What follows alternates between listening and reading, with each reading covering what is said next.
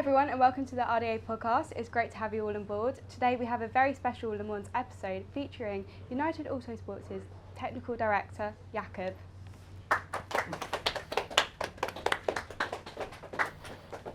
Jakob, it's great to have you on board today. How are you feeling? Very good, thank you. Yeah, we've done our preparation.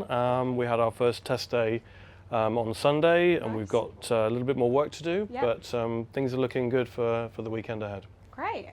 Could you give us a bit of a background about yourself? Yes, I am Technical Director at United Autosports. My background is engineering, and I've spent probably the best part of 25 years in motorsport in various categories, including Formula One, but lately sports car racing.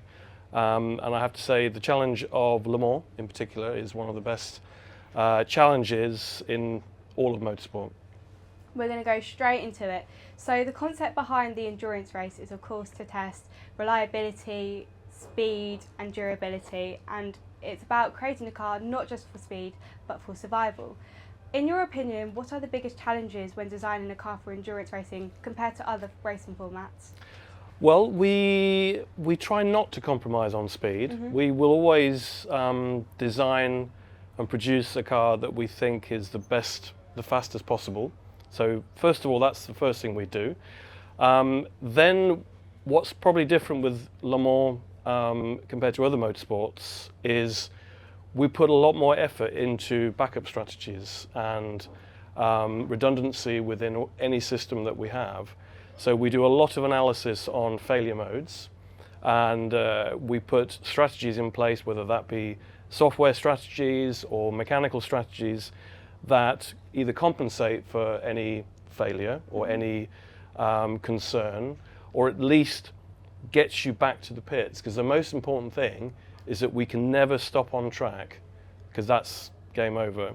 So we have to have the ability to get the car back into the garage, at which point we can continue working on it.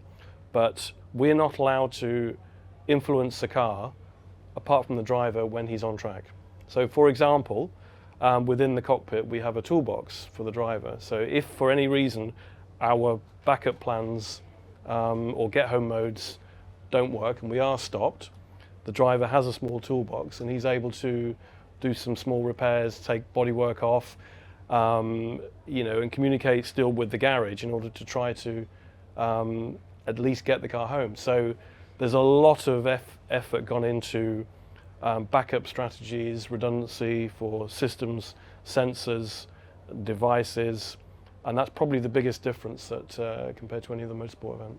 So when you have a problem with the car, how do you mentally prepare for that to get over the problem? Testing. You know, we a lot of documentation as well that the drivers need to read. The biggest thing is testing. So that's where all the learning is done. And a little bit, again, different to, let's say, other motorsport. When we go testing, yes, we look for speed, but we also do a lot of scenario practice. So we will deliberately stop the car on track at night, and the driver has to then, be able to recover the car. So we do a lot of, by the time we get to Le Mans, they're all well versed in all the strategies that we've got. So that's probably another difference within practice and testing, that we train the drivers very, very hard. I guess it's all about preparing for the worst and just making sure that the team are just prepared for anything. Absolutely, yeah. I think that there's an approach with a 24-hour race that typically the proper racing occurs towards the end of the race. So we want to have a car that's in the best possible condition for the last 2 hours of the race.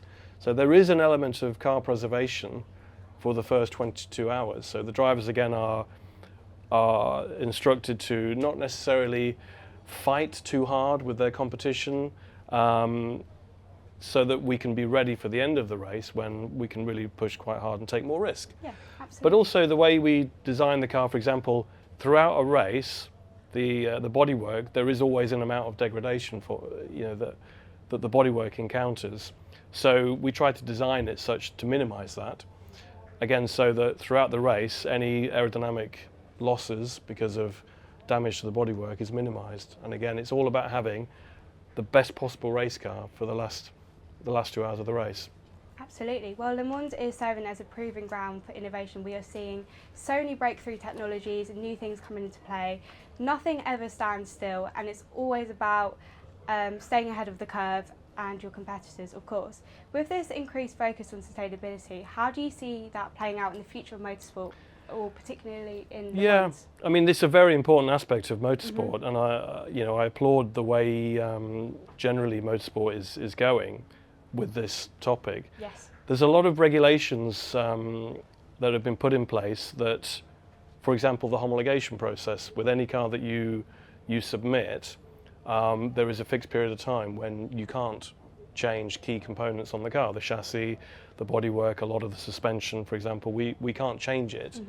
Probably a minimum of 3 years. We can do small things for reliability, but the whole tradition of having a new car every year within sports car racing, that's all disappeared. So we have the same car in principle for 3, 6, 9 years. And there is a balance of performance that's applied so that any sort of differences with the cars are evened out, and they are done by monitoring the performance of each car in the race, but also the FIA have all the data from the downforce of the car and the performance of the engine, for example, so they can, as best they can equivalence all the cars. And that means there's much less incentive for pushing and developing aerodynamics or the suspension. We can tune what we have, but we can't just go and design new parts, which just means that we can use the same car for many years. So that, in a sense, is sustainability. How do you have a difference between the other teams? Then the focus is much more on software development. It's on drivability. It's on all the recovery modes, for example, to operate the car in a more efficient way and a better way than the competition. That then becomes the winner, rather than just an arms race of power increasing or downforce increasing. That rule set has been eliminated. So that is, for me, is quite a strong, sustainable approach to going motor racing. Absolutely. I mean, motorsport is constantly evolving and changing. Is there anything that you would like to see in the future? Yeah, we always want closer racing, and I think the FIA have done a really good job with that in recent years. I think last year at Le Mans there were 9 cars on the lead lap, Yes. And before that the maximum was 2.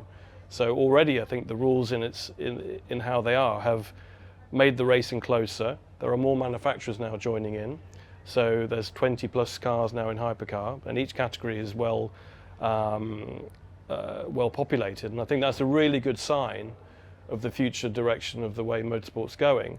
So I'm quite happy with the rule sets at the moment and the way the sustainability initiatives that have been applied. So I'm happy just to let that process roll for a few more years. We as engineers and performance orientated people, we will always look for the advantage. So we will always look for a competitive advantage however we can find it. And that's preparation, that's efficiency, that's pit stops, that's making sure we are legal at all points within the rule sets. We'll always push as hard as we can, which is how we operate. Yeah. But I think in terms of the way the rules are now, we need some stability for a few years, and we need to let these rule sets mature, but I'm quite happy now with how we are. Good. I mean, you've had some great success already. The 22 car got P1 in one of the practices. Does that give you some confidence for qualifying in the race? Yes, it does. It's always a good sign and a good Yeah. start, especially P2, because that's very, very close. And that in particular is all about finding the last few tenths. We will continue to work on reliability. We've done some work on the cars over the last couple of days after practice. On the GT3 car as well, it's a little bit different with the way we have to run with bronze, silver and gold or platinum Yes. drivers. So there's a lot more management of the drivers and coaching of the drivers in LMGT3. And it's not necessarily whilst we didn't top the timesheets in LMGT3, for example, our bronze drivers I think are amongst the best. So there's going to be a lot of different phases of the race where teams will be either performing or not performing depending on how the crews are made up, but should be a fascinating race. But reliability is the key now, so we're making sure we covered everything. But it's going to be a fantastic race. It is. Yeah. Well, thank you so much for joining me today. Really appreciate it, and we wish you the best of luck for the race. Thank you very much. Thank you so much. Thank you.